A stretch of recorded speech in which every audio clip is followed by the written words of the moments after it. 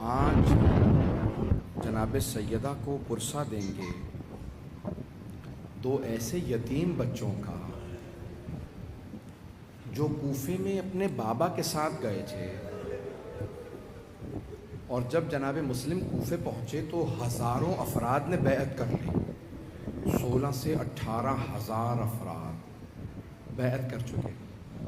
جب مغرب کی نماز شروع کی تو ہزاروں افراد پیچھے نماز پڑھ رہے تھے، لیکن جب نماز تمام کر کے باہر نکلے تو ایک بھی آدمی ساتھ نہیں تھا۔ جب وہ لوگ نکل رہے تھے نا ہجوم کی شکل میں نماز سے، تو دو بچے کسی ہجوم میں دھکے کھاتے ہوئے باہر چلے گئے۔ جب بچے باہر گئے نا تو جس دروازے پہ جا رہے تھے دروازہ بند نظر آ رہا تھا۔ جب حالات خراب ہوتے ہیں نا تو لوگ گھروں کے دروازے بند کر دیتے ہیں۔ تو چھوٹے بھائی نے بڑے بھائی سے سوال کیا، بھیا کوئی بھی ہمارا نہیں ہے پردیش میں، ہم کسی بھی گھر میں نہیں جا سکتے؟ بڑے بھائی نے کہا، ہمارے بابا ہمیں کچھ دیر میں تلاش کر لیں گے۔ رات گزر گئی، صبح کا دن نکلا تو آوازیں آ رہی تھی، مارو مسلم کو، قتل کر دو مسلم کو۔ تو ایک چھوٹے بھائی نے بڑے بھائی سے پوچھا، بھیا یہ کون سے مسلم سے متعلق باتیں ہو رہی؟ تو بڑے بھائی نے ایک مرتبہ آنکھوں میں آنسو آ کے کہا، بھیا یہ ہمارے بابا کی بات نہیں ہو رہی۔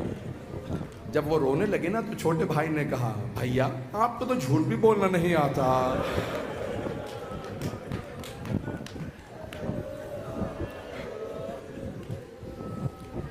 آج کوئی بخل نہ کرے، امیر المؤمنین کے دو نواسے ہیں۔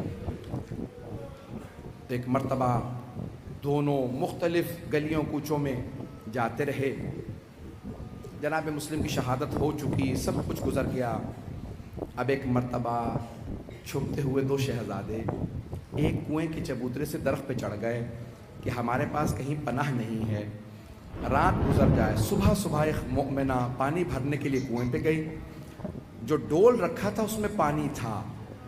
آپ نے دیکھا ہے نا کہ اگر پانی رکا ہوا ہو تو اس میں چاند کا عکس نظر آنے لگتا ہے۔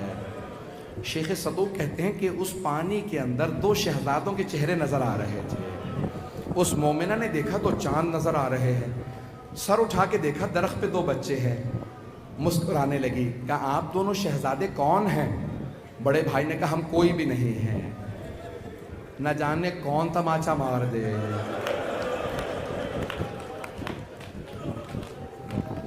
اس مومنہ نے فوراً کہا، آپ دونوں مجھے بتائیے آپ دونوں کون ہیں؟ چھوٹے شہزادے نے کہا، ہم دونوں مسلم ابن عقیل کے یتیم ہیں۔ اس مومنہ نے فوراً کہا، میں ابھی پڑھوں گا، بڑی تفصیل سے پڑھوں گا، آرام سے چلتے رہیے گا، لیکن کوشش ضرور کریں ہر آنکھ میں آنسو آئے۔ جناب سید الشہداء پہ رونا یہ بہت بڑی قسمت کی بات ہے، جو یہاں روئے گا وہ وہاں نہیں روئے گا۔ تو ایک مرتبہ بس بھائی، ایک مرتبہ اس مومنہ نے کہا، آپ دونوں میرے ساتھ چلیے، میں آپ کے جد آپ کے نانا امیر المؤمنین کی ماننے والی ہوں۔ دونوں ساتھ چلے گئے، اپنے گھر لے گئی، فوراً کھانا دیا، پانی دیا، ایک حجرے میں لے گئی، کہا کہ آپ دونوں یہیں بیٹھے رہیے گا، آواز نہ کیجیے گا، کوئی بات نہ کیجیے گا۔ یہ نہیں بتایا میرا شوہر ظالم ہے، عبید اللہ ابن زیاد کے ساتھ ہے، نام حارث تھا اس ملعون کا، تو کہا آپ یہاں پہ رہیے گا۔ جب رات ہو گئی دونوں شہزادے سو گئے، ایک مرتبہ حارث گھر آیا، اس کی بیوی نے پوچھا کیا بات ہے، کہاں تھے سارا دن؟ کہا میں سارا دن مسلم کے دونوں بیٹوں کو تلاش کرتا رہا، عبید اللہ ابن زیاد نے 5000 انعام رکھا ہے اس آدمی کے لیے جو ان دونوں کے سر لے کے آئے گا۔ ایک مرتبہ اس مومنہ نے کہا، توبہ کر، خوف کھا اللہ کا، وہ علی کے نواسے ہیں، ایسی باتیں نہ کر کے ان کے سر قلم کرے گا۔ کہا نہیں مجھے 5000 چاہیے۔ کہا کہ نہیں توبہ کر، بس بھائی کچھ دیر کے لیے سو گئے۔ اچانک دونوں شہزادوں نے خواب دیکھا کہ مولا امیر المومنین آئے ہیں، اور خواب میں آ کے دونوں شہزادوں سے کہتے ہیں میرے پاس آ جاؤ، میرے بچوں میرے پاس آ جاؤ۔ دونوں نے ایک مرتبہ آنکھ کھلی تو ایک دوسرے سے ذکر کیا، دونوں رونے لگے، سمجھ گئے یہ ہماری آخری رات ہے۔ بس جیسے رونا شروع کیا نا گلے ملنے لگے، تو ایک مرتبہ حارث کی آنکھ کھلی، اس ملعون نے کہا کون ہے گھر میں؟ اس کی بیوی نے کہا کوئی نہیں ہے۔ کہا نہیں کوئی ہے، اٹھا تلاش کرتا ہوا ہاتھ میں چراغ لیے اس حجرے میں آیا جہاں دونوں شہزادے تھے. دروازہ کھولا, اگر دیکھ سکے تو میری طرف دیکھیے گا. ایک مرتبہ دونوں سے سوال کیا, کون ہو تم دونوں؟ تو ایک مرتبہ چھوٹے بھائی نے کہا, ہم مسلم کے بیٹے ابراہیم و محمد ہیں. اس ملعون نے کہا کہ میں سارا دن آپ کو تلاش کرتا رہا, میں سارا دن تم دونوں کو تلاش کرتا رہا, تم میرے ہی گھر میں تھے, اگر دیکھ سکے تو میری طرف دیکھیے گا. اس نے چراغ رکھا, دونوں کے سروں میں ہاتھ ڈالے.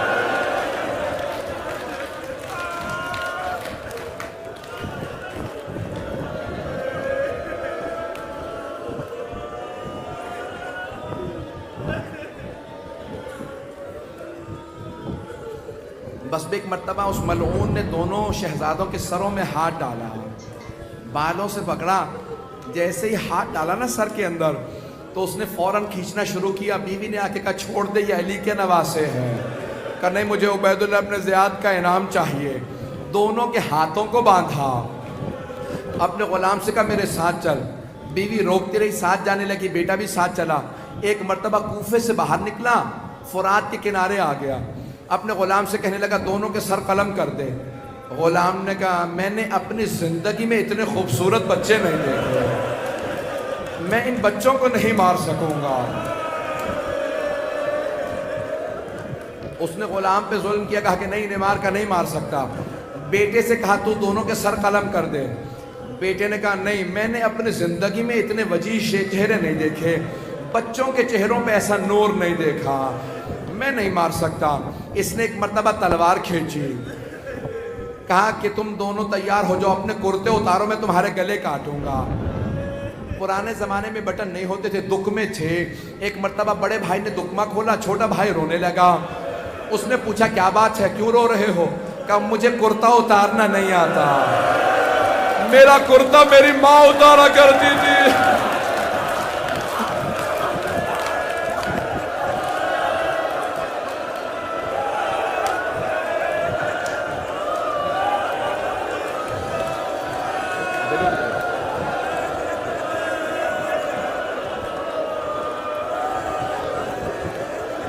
ابھی زیارت پر آمد نہیں ہو, میں مصائب پڑھوں گا, مجھے معاف کر دیجئے گا. ایک مرتبہ چھوٹے شہزادے نے کہا, میری ماں میرے دکمے کھولا کرتی تھی, مجھے یہ دکمے کھولنے نہیں آتے. کہ تم دونوں تیار ہو جاؤ, میں سر قلم کروں گا. میری طرف دیکھیے گا. جیسے اس نے تلوار کھینچی نا, کہا تیار ہو جاؤ, میں سر قلم کروں گا. تو بڑے شہزادے سامنے آئے, کہ پہلے میرا سر قلم کر دے. حارث ملعون نے پوچھا, کیوں؟ کہ میری ماں نے کہا تھا چھوٹا بھائی بیٹے کی جگہ ہوتا, میرے چھوٹے بھائی کو میرے سامنے مت مارنا. اس نے جیسے ہی تلوار اٹھائی, چھوٹے شہزادے سامنے آ گئے, کھڑے ہو گئے. کہ نہیں, پہلے میرے پہ تلوار چلا. حارث ملعون نے پوچھا, کیوں؟ کہ میری ماں نے مجھ سے کہا تھا بڑا بھائی باپ کی جگہ ہوتا ہے.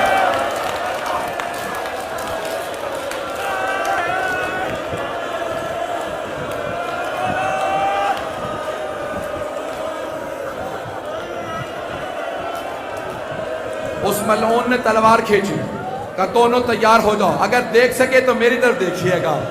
کہ دونوں تیار ہو جاؤ. ایک مرتبہ دونوں شہزادوں نے ایک دوسرے کی گلے میں باہیں ڈالی. اس نے تلوار کھینچی, تلوار چلائی, دونوں کے سر جدا ہو گئے.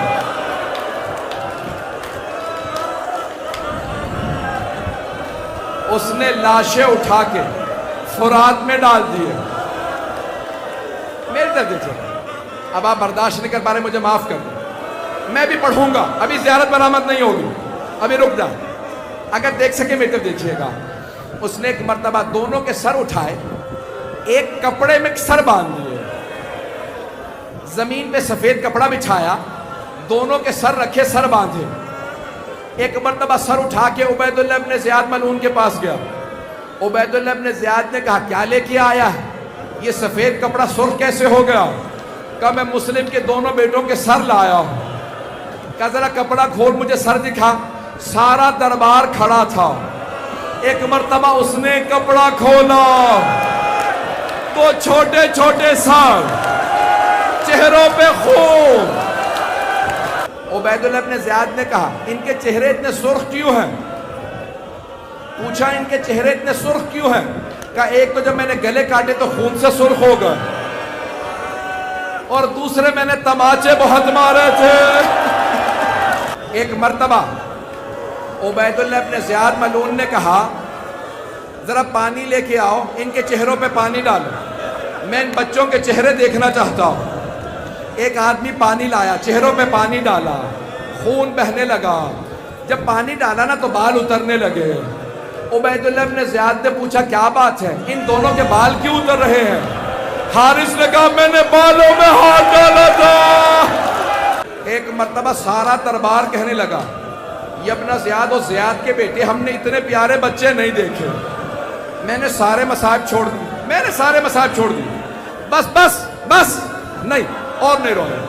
دو جملے سن لیجئے بس بھائی۔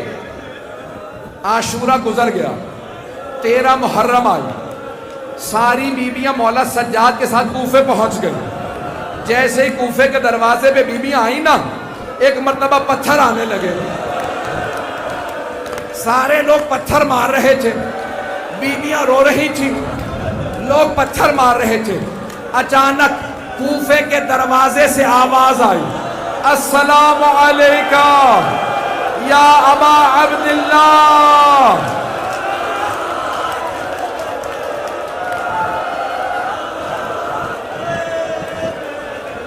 جناب زینب نے کہا بیٹا سید سجاد، اس غربت میں یہ کون ہے جو میرے بھائی کو سلام کر رہا ہے؟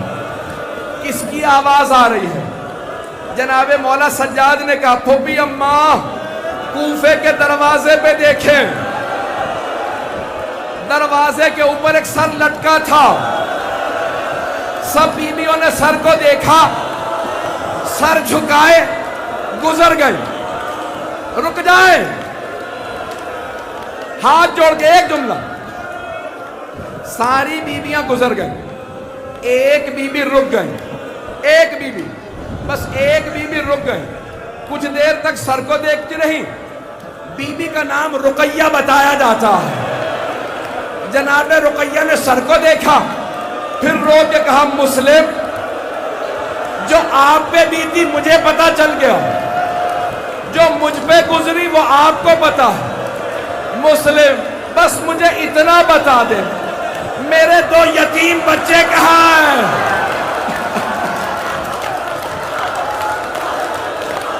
ماتم حسین۔